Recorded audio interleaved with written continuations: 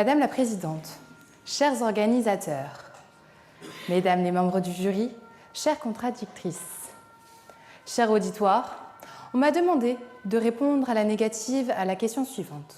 Michael Jackson, Elvis Presley et Beyoncé sont-ils des rois ou des reines? Je vais tenter d'y répondre et de vous emmener telle une chanson qui illustre mon propos de la manière la plus mélodieuse et la plus sincère possible. La question sous-jacente qu'il faut se poser est: quelle place devons-nous accorder aux artistes musicaux dans notre société? Et également, quelle place avons-nous accordée à ces derniers? Depuis notre naissance, nos croyances sont jalonnées par ceux qui nous entourent, dont les appellations qui sont désormais bien ancrées dans notre langage courant. C'est pourquoi, lorsqu'on entend que Michael Jackson est le roi de la pop, personne ne remet cela en cause, et c'est bien là le problème. Mais il est important de connaître les origines de ces surnoms pour savoir si oui ou non ces artistes sont des rois.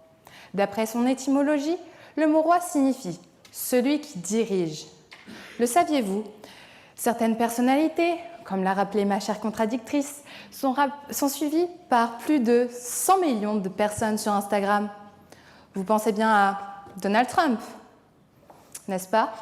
Emmanuel Macron? Eh bien non, des chanteurs comme Beyoncé. Incroyable, me diriez-vous. L'influence du pouvoir n'appartient pas à ceux qu'on pourrait croire. Et si ces artistes nationaux étaient devenus de réels pouvoirs transnationaux?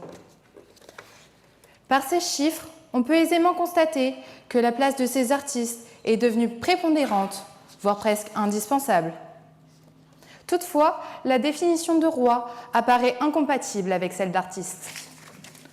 Le roi se définit dans son sens premier comme un chef souverain, d'État légitime ou non, royaume, accédant au pouvoir par voie héréditaire, dynastie. Par définition, cela élimine déjà un bon nombre de candidats. Cependant, nous allons retracer une brève biographie de ces derniers pour savoir si oui ou non ils sont des rois. Michael Jackson est un auteur, compositeur et interprète, et non un roi comme vous aimeriez l'affirmer. Néanmoins, j'imagine que vous le savez tous.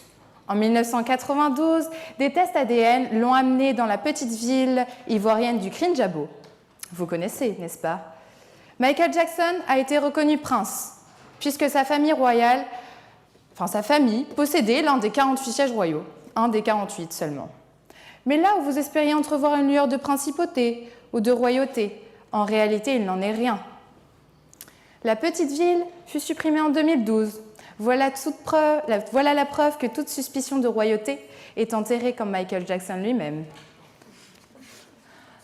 Un lien incontournable unit Elvis Presley et Michael Jackson, le sang. Je voulais plutôt dire Lisa Marie Presley, la fille unique d'Elvis Presley et l'épouse de Michael Jackson par la même occasion. Mais parler d'une dynastie ici serait bien trop fort. Ces derniers ont divorcé aussi rapidement qu'ils se sont mariés. Elvis Presley est un chanteur et acteur américain.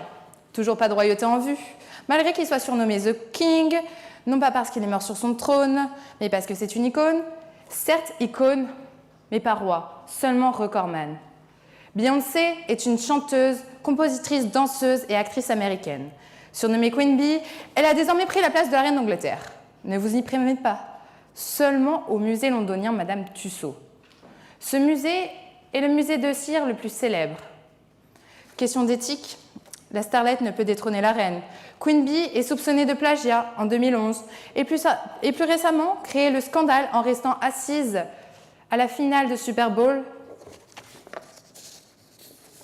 C'est pourquoi il est primordial de rappeler que surnommer quelqu'un se distingue d'être quelqu'un, tout comme prétendre être quelqu'un, ce qui se rapproche davantage de l'autoproclamation. Bien que l'autoproclamation est un moyen par lequel un individu prend le pouvoir et se proclame roi. C'est le cas des fondateurs de dynasties. Ces artistes seraient-ils des fondateurs de dynasties? Eh bien, je crois que non. Bien que la définition première se voit vidée de son sens, il existe plusieurs définitions subsidiaires du roi, telles que la pièce la plus importante dans un jeu d'échecs, le chef ou représentant éminent d'un groupe, Parmi les définitions précédentes, on peut aisément constater, et sans ambivalence, que la première ne correspond pas à ce qu'est Michael Jackson, Elvis Presley ou Beyoncé. Néanmoins, la seconde se rapproche davantage de la signification de roi au sens figuré, c'est-à-dire une personne qui se démarque comme la meilleure, la plus puissante ou la plus en vue dans un domaine.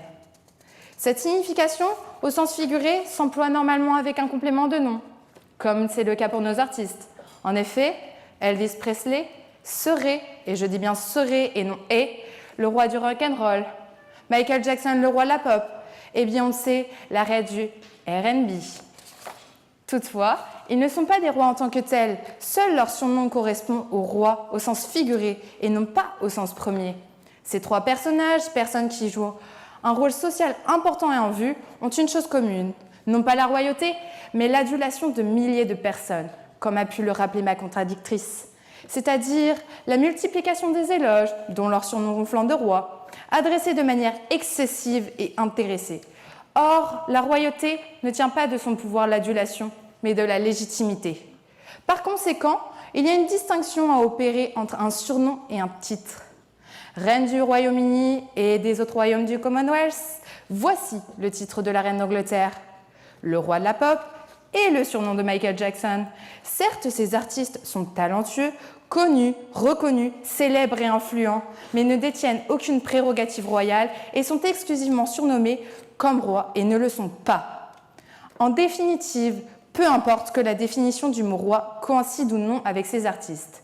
Je ne suis pas d'accord pour que Elvis Presley, Michael Jackson ou Beyoncé soient rois ou reines, puisqu'ils sont de nationalité américaine. Et donc, intrinsèquement, la royauté n'est pas en vogue là-bas, ni en vigueur non plus.